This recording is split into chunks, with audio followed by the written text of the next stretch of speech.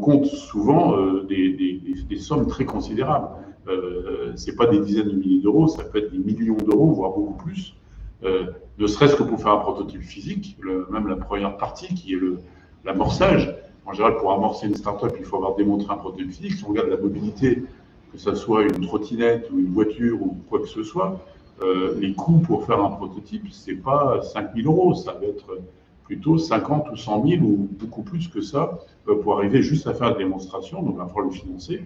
Et puis après, on va compter en mettant beaucoup de zéros derrière sur la montée à l'échelle pour faire l'industrialisation.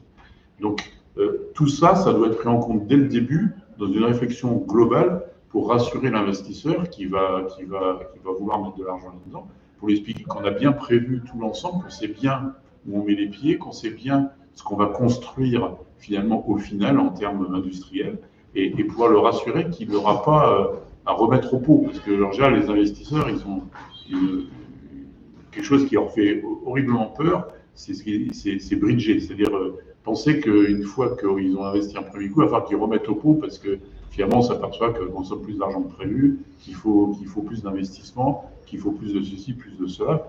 Et ça fait peur. Et sans général, ça met un peu au recul l'investisseur traditionnel qui dit « oulala, le hardware c'est compliqué, oulala, ça va coûter cher ». Et ça va coûter beaucoup d'investissement.